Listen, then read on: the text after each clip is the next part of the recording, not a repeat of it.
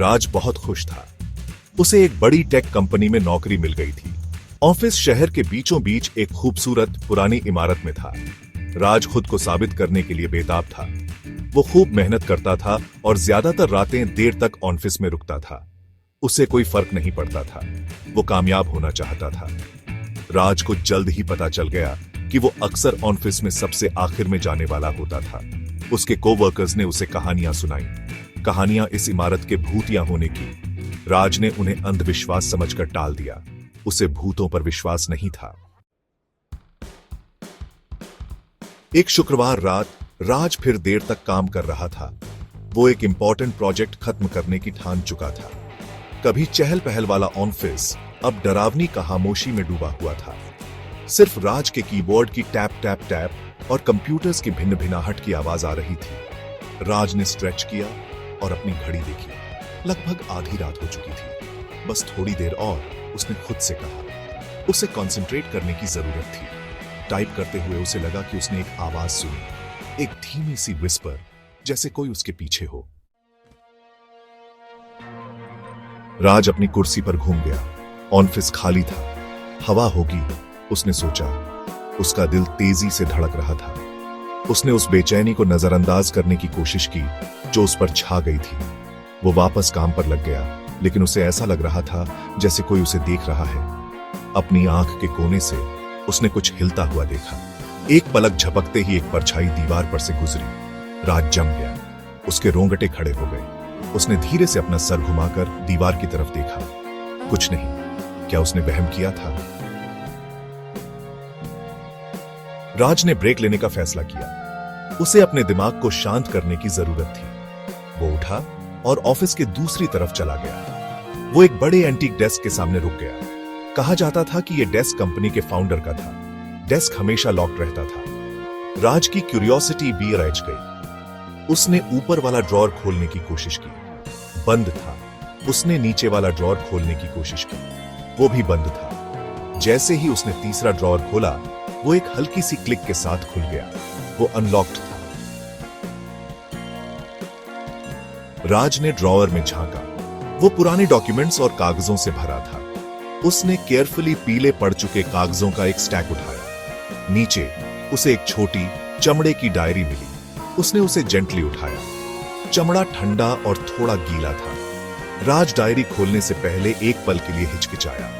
उसने सोचा कि यह डायरी किसकी होगी। उसने कवर खोला और पढ़ना शुरू किया। लिखावट टेढ़ी मेढ़ी और समझने में मुश्किल थी। पहली एंट्री ने ही उसकी रूह कंपा दी। यह एंट्री ठीक आज से 100 साल पहले की थी। डायरी की एंट्री में एक भयानक अनुभव का जिक्र था। लेखक, कंपनी का एक पुराना एम्प्लॉई, दावा करता था कि उसने ऑफिस में कुछ डरावना देखा था, कुछ डार्क और ईविल। एंट्री अचानक बीच में ही खत्म हो गई थी। राज ने डायरी बंद कर दी। उसे ऐसा लग रहा था जैसे कुछ बहुत गलत है। उसने अपने कंधे पर एक ठंडा हाथ महसूस किया और एक आवाज ने उसके कान में फुसफुसाया, यहां से निकल जाओ, अभी। राज अपनी कुर्सी से उछल पड़ा और कुर्सी जोर से गिर गई। उसने पीछे मुड़कर देखने की जहमत नहीं उठाई।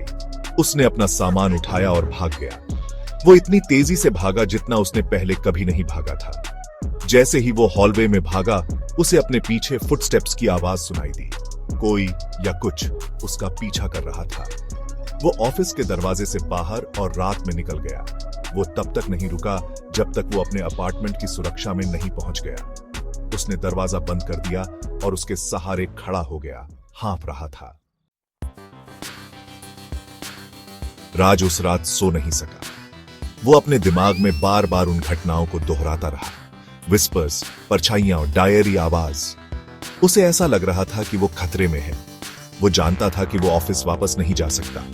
जो उसने देखा था उसके बाद नहीं। उसने बाकी की रात इमारत के हिस्ट्री के बारे में रिसर्च करते हुए बिताई। उसे एक पुराना न्यूज़पेपर आर्टिकल एक ट्रेजिक एक्सीडेंट के बारे में मिला। 1 सेंचुरी पहले एक एम्प्लॉई की ऑफिस में मौत हो गई थी। आर्टिकल में बताया गया था कि एम्प्लॉई एक सीक्रेटिव प्रोजेक्ट पर काम कर रहा था, एक प्रोजेक्ट जो कभी पूरा नहीं हुआ। नहीं।